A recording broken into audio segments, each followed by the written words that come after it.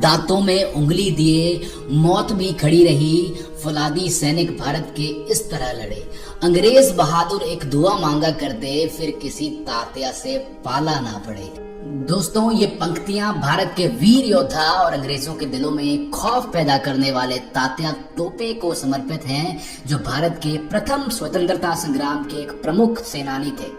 भारत का प्रथम स्वतंत्रता संग्राम यानी फर्स्ट वॉर ऑफ इंडिपेंडेंस 10 मई 1857 से लेकर 1 नवंबर 1858 तक चला।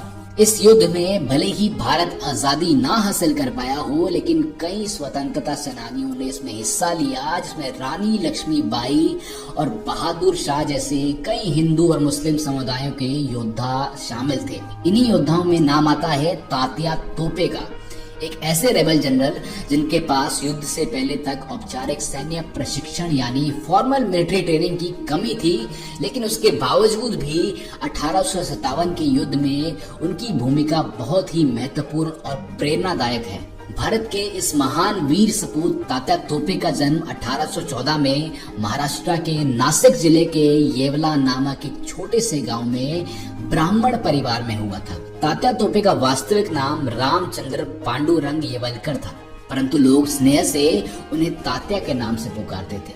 तात्या की माता का नाम रुक्मणी बाई था, जो कि एक धार्मिक और घरेलू महिला थी। तात्या टोपे अपने परिवार में 8 भाई बहन के बीच सबसे बड़े थे। पिता पांडुरंग राव इतने बड़े परिवार का पालन पोषण करने हेतु काफी चिंतित रहा करते थे, जिसके चलते वो महान सेना नायक पेशवा बाजीराव द्वितीय के धर्मदाय विभाग के प्रमुख कार्यकर्ता के रूप में काम करने लगे। तात्या परिवार में सबसे बड़े होने के नाते सेना नायक पेशवा बाजीराव के दरबार में अपने पिता के साथ छोटे मोटे कामों में हाथ बटाने लगे थे और साथ ही साथ अपनी शिक्षा दीक्षा पेशवा बाजीराव के पुत्रों और मन्नूबाई यानी झांसी की रानी के साथ करने लगे थे। तात्या बचपन से ही काफी तेज और साहसी थे।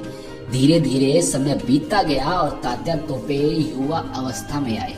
तब पेशवा बाजीराव ने तात्या टोपे को अपने ही दरबार में मुंशी बना लिया। उनकी ईमानदारी एवं कर्तव्यता को देखते हुए सेना सम्राट पेशवा बाजीराव ने उन्हें राज्यसभा में बहुमूल्य नवरत्न जड़ित टोपी पहनाकर उनका सम्मान किया था। कुशलता पूर्वक ये समारोह खत्म ही हुआ था कि तभी अंग्रेजों ने पेशवा बाजीराव द्वितीय के राज्य पर हमला कर दिया और अंग्रेजों से पराजित पेशवा बाजीराव राज्य महल छोड़कर उत्तर प्रदेश के कानपुर स्थित बिठूर में जाकर रहने लगे।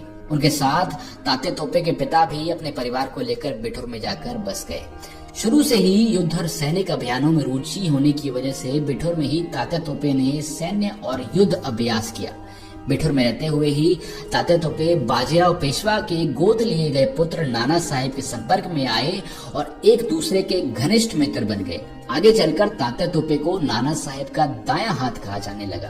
तात्या टोपे शुरू से ही नाना साहेब के पिता पेशवा बाजीराव के साथ अंग्रेजों द्वारा किए गए अत्याचार से काफी दुखी थे और उन्हें अपने प्रिय दोस्त नाना साहेब का अधिकार छिन जाने का भी काफी अफसोस था। इसके चलते उनके मन में अंग्रेजों के खिलाफ प्रतिशोध की ज्वाला भड़क रही थी।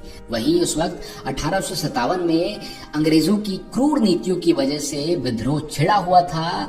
इस विद्रोह का फायदा उठाते हुए तात्या टोपे और नाना साहेब ने अंग्रेजों के खिलाफ अपनी 20,000 सैनिकों की सेना तैयार की और कानपुर में अंग्रेजों के खिलाफ युद्ध छेड़ दिया। इसका रिजल्ट ये हुआ कि अंग्रेजों को कानपुर से भागना पड़ा। फिर नाना साहेब को कानपुर का पेशवा और तात्या टोपे को सेनापति के पद पर नियुक्त किया गया और फिर से एक बार उनके जीवन में खुशियों का दिन आया। लेकिन ये खुशी ज्यादा दिन तक नहीं रह सकी, क्योंकि अंग्रेजों ने गुरिल्ला युद्ध रणनीति अपनाते हुए अपनी विशाल सेना के साथ बिठूर पर हमला कर दिया और इस हमले में तात्या टोपे को अंग्रेजों से हार का सामना करना पड़ा। अंग्रेजों ने तात्या टोपे का 2800 मील तक पीछा किया, लेकिन फिर भी वे अंग्रेजों के हाथ नहीं आए और बिठूर छोड़कर भागने में सफल रहे। फिर इसके बाद ब्रिटिश गवर्नमेंट ने झांसी पर हमला बोल दिया। तब तात्या टोपे ने अपनी 15,000 सैनिकों की टुकड़ी के साथ झांसी की रानी लक्ष्मीबाई के साथ मिलकर बड़ी बहादुरी के साथ अंग्रेजों पर धावा बोला और दोनों तरफ से गोली और तलवारों की गूंज उठने लगी। दोनों तरफ से चलती गोलियां और तलवारों के बीच रानी लक्ष्मीबाई के काफी सारे सैनिकों को मौत के घाट अंग्रेजों ने उतार दिया। फिर भी खून से लथपथ रानी लक्ष्मीबाई अंग्रेजी सैनिकों का सामना करती रही। लेकिन घायल अवस्था में रानी लक्ष्मी ज्यादा समय तक अंग्रेजों से नहीं लड़ पाई और युद्ध स्थल में ही वीर गति को प्राप्त हो गई। लेकिन इस मर्तबा भी अंग्रेज तात्या टोपे को पकड़ने में नाकामयाब रहे। इसी तरह तात्या टोपे अपनी प्रखर बुद्धि और चतुर नीतियों की वजह से हमेशा अंग्रेजों से बचते रहे। लेकिन बताया जाता है कि तात्या की मृत्यु मान सिंह से मिले धोखे की वजह से हुई। राजगद्दी के लालच में मान सिंह ने अंग्रेजों को गुप्त सूचना देकर 7 अप्रैल 1859 को तात्या टोपे को गिरफ्तार करवा दिया और इसका परिणाम ये हुआ कि वीर सपूत तात्या टोपे को शिवपुरी में 18 अप्रैल 1859 को फांसी पर चढ़ा दिया गया।